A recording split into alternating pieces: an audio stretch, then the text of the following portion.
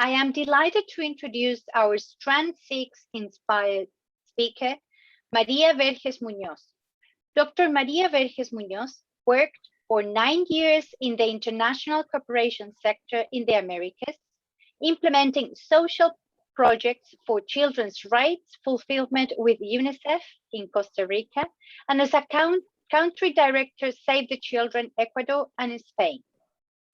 In 2011, she joined the British Council as the Regional Safeguarding Manager for Americas and the European Union region. She is a lawyer and a specialist in child rights with a master's degree in International Decentralized Cooperation and a doctorate in Cooperation, Integration and Conflict in Contemporary International Society. During Maria's session, we recommend watching speaker view, and if you have any questions, please type them in the Q&A box. Without any further ado, please share your screen, Maria. Hi, everyone. Thank you very much. I am just putting on presentation mode, so I hope this is fine. Can people see that? Maria Jesus, can you just confirm, please? Yes, we can see it now. Yes. Lovely. Thank you very much. So first of all, it's my pleasure really to have been invited to join this great web conference, especially in the celebrations of the Emerald Anniversary. I can see some names in the list of participants which are familiar, so that makes me feel really great and like home. I just hope I can fulfill the expectations. Today's session, I was asked to talk about the Strand 6 Inspire connected to the topic of learners' rights and child protection. And I thought it would be interesting to explore the teachers' roles in protecting children. From my experience as regional safeguarding manager in British Council, it's been 10 plus years now that we've been working on making sure that our work through the teaching activity with our English teachers was done in a way that is safe and protective for children. And what I'm bringing here is just some of the reflections that we practice and exercise in the organization as well. And there will be some kind of interaction with yourselves, so I hope you're participative and you can have maybe your devices prepared, because there will be some QR codes to scan, but I'm going to make a start already. So before we move on, I wanted to bring just a kind of capsule of the very beginning of our mandatory online training for all our staff, including teachers, but also any other admin and staff, exams staff, programs staff in the organization. There is a child protection mandatory training everyone has to complete when they join the organization and on a regular basis. And it starts with a story. It's all based around stories. And I thought this was probably a good starting point for the session today. So I'm going to read it out loud. There is 3 different dialogues. So please listen to me. It was clear that something was wrong, that the poor girl wasn't doing well. There was an underlying problem after all, but I just didn't know how to approach her or what to say. Or even if I did, I was worried I'd be interfering simply by asking her. I don't know much about issues like this. I wasn't sure what my responsibility was. To be honest, I was scared I might do something wrong, that I myself could get into trouble. There wasn't anyone I could ask for advice on what to do, but I saw the girl often enough and I should have done something. You know, what hurts is that I could have been the adult who made all the difference. Then those dreadful things he experienced could have stopped earlier and it couldn't have ended up as if it did. If only I'd done something, if only. So I think this is a very powerful statement and testimony. So I would really like to get your views on that. If I can ask you to come to this QR code and scan it, and you respond to that question, what does this testimony suggest to you?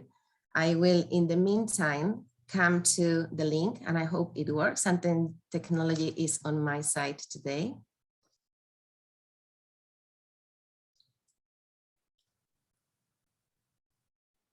And let's see if you're able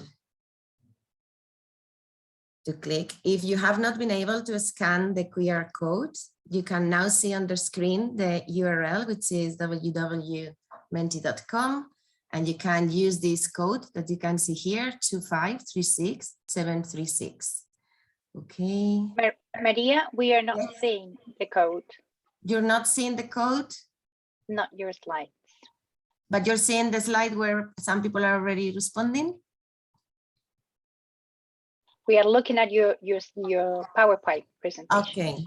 Okay, then give me 1 second, and probably I have to do a new share, which is this one.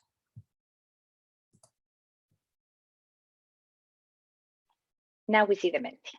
Great. Thank you. So let's see how many of you start to respond. We already have someone. This testimony suggests you that the teacher was too sad. Okay.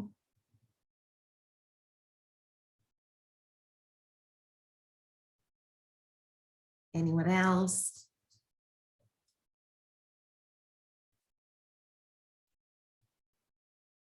It's a familiar situation. Teachers need better support. Very true. Teacher has a suicidal student. Good. She's under mental pressure.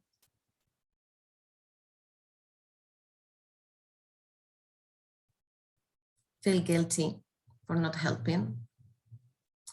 Was hesitant to step in and provide support that what might have led to negative consequences. Good. It suggests that many times teachers don't know what to do when they are faced with such situations. Very good. Sadness. Yeah. Including more lesson plans.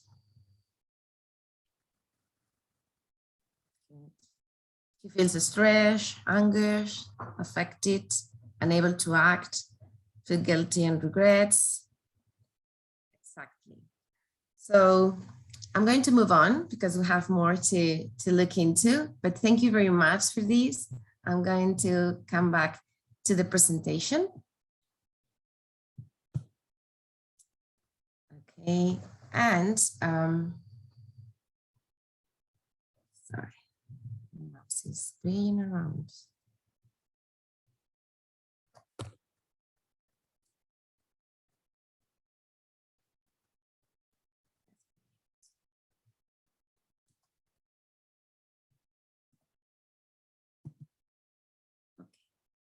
So thinking about the education context, and for us and for English teachers, one of the main things when we're talking about protecting children and about children's rights, obviously, is making the reference to the United Nations Convention on the Rights of the Child. And obviously, this has a comprehensive list of different human rights that are basically pretending to add additional protection to children in the understanding that they are more vulnerable and that they need that kind of additional protection. But in our context and for the session and the topic we are discussing today, to me, there are 4 areas which are critical in terms of those rights that we need to identify in the convention. They have to do with the access to quality education, the right to participation that children have, and also we need to think of those obviously in our obligations to make sure that these rights are fulfilled. The right to play and games, and also access to culture, which is stated in Article 31. And finally, a very critical one, obviously, protection from violence. And I think they are very connected between them when it comes to our teaching activity. So we will never provide quality education if we are not able to protect children from violence at the educational context. So that is one of those reflections that I want to bring today. I want just to play a little bit again and just ask you, in order to think of that kind of protection feeling, what made you feel safe when you were a child? And again, I'm going to ask you to scan the QR code that you can access there, and just in one word, just please indicate something that made you feel safe when you were a child. And again, in the meantime, I'm going to share the other screen.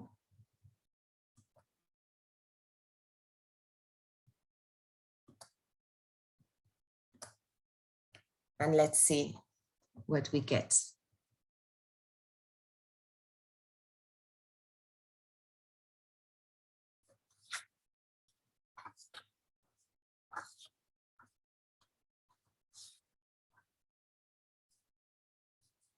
Okay. It takes some time. My home. That's a very strong and good one. Thank you. Mom. Acceptance. My soft toy. Love. To be surrounded by secure. Family. IT and with parents.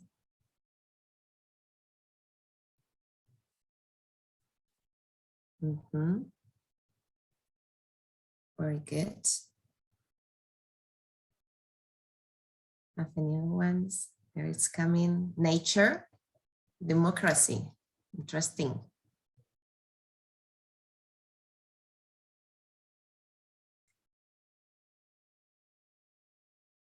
Good.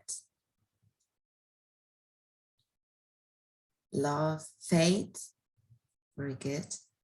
Parents again.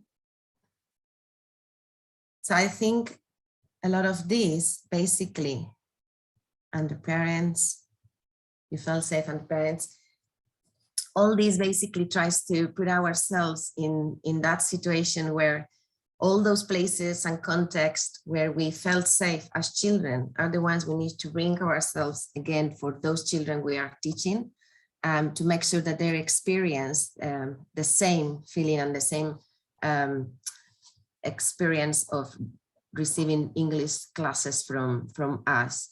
And I'm going to go back to the presentation. Thank you very much for those who have participated. So in trying to bring that feeling of security, of safety from our childhood to those children we are working on, and considering the United Nations Convention on the Rights of the Child, there are 4 key elements we need to think of. The first of all is the duty of care. What does it mean? The duty of care is about individual well-being, welfare, compliance, and good practice. Is in all workplaces, being there a school, a language school, a cultural organization, a company, a charity, an institution, they all have a moral and legal obligation to ensure that everyone they work with, and in our case, we're talking about children, are fully protected from any personal, physical, or emotional harm, either on the premises or when they are engaging in activities relating to that place work where you're talking about. So in our case, the classroom, the English school, the language school, the regular school, etc. So it's basically a moral or legal obligation to ensure the safety or well-being of others. Now, the next one is the do no harm principle. And this comes originally from the medicine and the science context. And it refers to that Latin principle of primum non nocere. And it refers to actions and inactions and behaviors that have consequences. And in this case, the details of our actions and interventions matter. And what does it basically mean? It's the understanding of the impact that our actions on those we work with, on children, with the goal to try to limit or prevent unintended negative effects. This is a very tricky concept, and there is a very fine line between harming or benefiting the people we work with. So the do no harm approach is the understanding of the impact that our actions and its interactions within a particular context, with the idea and the objective of trying to avoid as much as possible any pretended or unintended negative effects. Our work and the work we do with the children, we need to understand may have unintended and unexpected results. And this can be positive or negative. And this is why that detail to the actions is very critical, because the more we design and pre-plan, the more we pay attention to the details. So how we, for example, design the content of classroom, how we look and explore for the most appropriate materials, is going to influence very much the possibility that there are no negative effects in those actions. And together with those, it's not only about those actions, it's also about the way we conduct ourselves with children, about the impact of our behaviors and how we need to be very clear, for example, in applying principles of non-discrimination, participation, best interests, etc. And that is exactly the next one I'm going to talk about, which is the best interest of the child. And this means and makes reference to the fact that children have the right to have their best interests assessed and taken into account as a primary consideration in all the actions or decisions that concern or affect them. And this is extremely important when we are maybe thinking of difficult decisions that need to happen around a child, etc. And we always need to have a kind of child-centered approach where we are basically thinking of what is in their best interest. And finally, another concept that may resound, especially in the last years, is the organizational child safeguarding. Child safeguarding as such is defined as the responsibility that rests with the organizations to safeguard and protect children from harm and promote their welfare. But we cannot forget that the organizations are basically built up with people. So it's very much about everyone's responsibility in making sure that we protect children from harm. And I wanted to bring this as very short statement from Pablo Piñeiro from the United Nations report on violence against children, where it stated that no violence against children is justifiable, but it's very true that all violence against children is preventable. And that is where we need to put the focus when we are doing our own works and activities. I'm going to ask for one more memory, but now about the school. What is your favorite school memory? Do you remember what was that thing from your school experience that you liked the most? If you can again scan this QR code, I'm going there for a moment.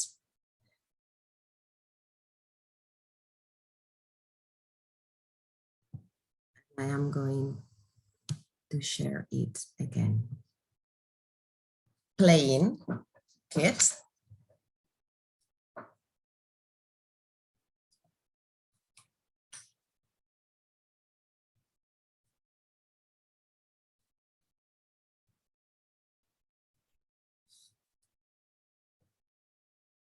Do I have any more? Friends.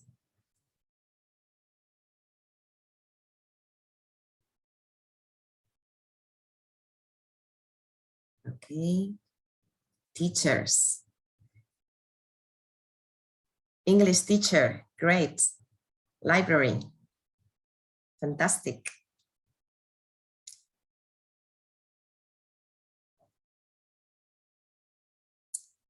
English listening lessons, homework, wow. Breaks, that relates more with me. The snow, taking snacks at leisure. The breaks, again, interacting with the students, the first love. Okay, so thank you very much. So again, I think it's good for us to try to put ourselves in that situation where we really had a very good memory of something that made us feel safe. And it's very interesting that we even have as one of our best memories the teachers, because that is where we can make that difference that we're talking about today. And I think it's a really interesting and very exciting role to play and assume in that way. So thank you very much for your contributions. They're really, really interesting. And I just want to now focus on one very interesting thing that I think is very important for us as teachers to bear in mind when we are working with the kids and talking about child protection. And is the reasons children fail to tell us about something that is going wrong. There are many, many reasons and many different barriers and issues that they have. Many times they are associated with the shame, embarrassment, they have fear of stigmatization, they may be threatened by the potential perpetrator, they may fear of getting themselves or some others into trouble. Children tend to be very protective of the relatives and the people they love. And even if the perpetrator is someone they love, a close family member, They will feel very bad about that. They may feel guilty as well. They may feel they will lose control of situation, which obviously they're not controlling, but sometimes it may be unfortunately the case that they don't even know what is happening to them, and that what is happening to them is abuse. And also they may fear that other organizations, agencies, or helping services may be involved and interfere. And they could be also fearful of retribution. So in front of that, in front of children who have by nature all these different fears when they are going through difficult situations, and thinking that we may have some of those in our classes, we also have our own issues and barriers as adults. And being professionals and teachers, we may have fear of getting things wrong. Maybe I don't have enough evidence, so why should I do something about things? Again, fear of retribution. If something happens to me, there may be consequences. Maybe I just think this is not my business. Someone else may notice that, so maybe someone else will do something about it. Or just, I don't feel comfortable in interfering in the family atmosphere, for example, or I don't want to get another colleague into trouble. So I guess the reflection here very much is, if we feel we have barriers, but also the children have barriers, by the time a child is able to cope with their own barriers and overcome those, then they have in front of them the teacher. And the teacher has all these list of things in front that they cannot either overcome in the right way. So what we need to do is to work on those in the best way possible. And individually as teachers, we can do some things. Safeguarding and promoting the welfare of children is everyone's responsibility. So we need to make sure that children feel in a safe environment to be able and brave enough, and encourage them to disclose anything and trust adults. And as adults, we need to be very clear of what are the mechanisms, how I can detect or not some minimum signs of potential situations that may help me reporting properly and acting and reacting to things I may detect. So everyone who comes into contact with children and their families has a role to play. In order to fulfill this responsibility effectively, all teachers, all admin staff should make sure their approach is child-centered. And this means basically that they have to consider at all times, again, what is in the best interest of the child. So teachers play the part to protect and care for children and young people in their community by building relationships with the students and showing that they respect and value them. There is this Brofenbrenner's ecological model, which I like to use because it basically helps us seeing where is the child at the center, and then the different systems or environments which are created around it, starting from the very close family, peers, and community-based interactions, together with others that go growing, and including other agencies like social services or media, politics, and to the kind of nationwide culture and practices, etc.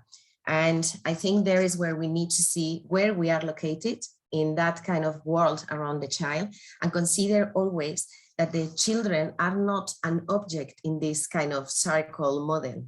The children are also agents of their own development, and we need to understand that and help them to exercise this protagonism of their own development in the right way and in a healthy and sane way. So each child is a unique individual. Children have a major part in shaping their own development. This is where the right to participation is critical and paramount, where we have a role to play as teachers to make sure they exercise this participation right in the proper way. And always remember that children can reach their optimal potential even under stressful circumstances. And this has been unfortunately very evident through the whole pandemic situation we've been going through, where children have provided a lot of evidence and examples of resilient situations. So what we need to do, we need to create a constructive environment for the children while we are in the class. We need to give them the rules and explain them. We need also to model thoughtful and generous behavior. And we need basically to acknowledge and create opportunities for children to do helpful things. If we go more in detail about the things that you can do as teachers, here you have just a sample of different suggestions that are not that difficult to undertake in your class, but are very, very important. You have to build positive relationships with them in the class, listen to them, be very mindful of the material, of the content you are working with them, include them in the planning. We talk a lot about planning our lessons, and sometimes we do just in a kind of individual way and one way. It's very interesting to include children in that kind of planning and designing the unit lessons with them as well. Prioritizing the safety of children and young people by linking them also with the local context. You remember that ecological model, that's something to bear in mind. Positive reinforcement to discipline them when that is required. And also prepare yourselves as teacher in your duty to protect them. Try to understand and explore and be clear of what are those report mechanisms in your school, in your local community, in your district that you may need of at a certain moment. So you don't find yourself like our teacher in the online course that I was showing you at the beginning of our session. And then this is just a very limited list of things we can use to bring all these things related to the duty of care, to the children's rights in kind of more material activities in our classrooms. I really enjoy very much when in the British Council we organize the campaigns or fairs on significant days. Next Saturday, the 20th of November, is the anniversary of the Convention of the Rights of the Child. And we always encourage our teachers to do activities with the kids, to use child-friendly versions of the convention and try to practice different activities in order to make sure that we are promoting the rights and kids know them and they also know what they mean. I'm just putting here some examples of organizations that have produced amazing materials. You don't have to reinvent the wheel. There's so many very good materials, and you should also explore in your own countries if there are local agencies working in children's rights and promoting child protection, because they will probably have local adapted materials, especially when we're talking about cultural differences, etc., which is also something really important. And I guess one of my last thoughts is just to remind ourselves that children are not mini human beings with mini rights. They are human beings we are helping to grow up, and that is very, very important. So in order to be the adult that makes that difference, be alert and aware of the signs children may show, and what that can be indicators of child abuse. Be clear of reporting mechanisms in your place, in your workplace, and be mindful of your actions with children and their potential impact on them. This could be just for an end. I know I think there is 3 minutes, which is not much, but I can bring this to an end. So I guess that could be it. María Jesús, thank you very much.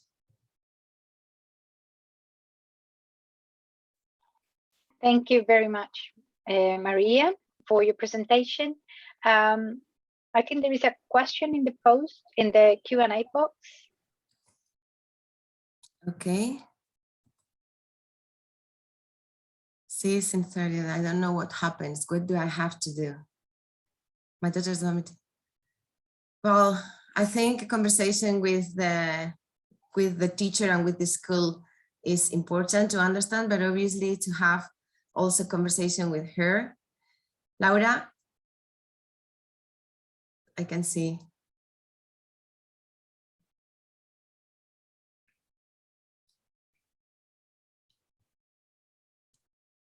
Sorry, María Jesús, I can see there a message that Laura would like you to. Can you see that? Laura, yes, please, Laura. All right. Okay, that's absolutely fine. Thank you very much, Maria, for your presentation. You were addressing a topic that we never need to forget as teachers and working with children.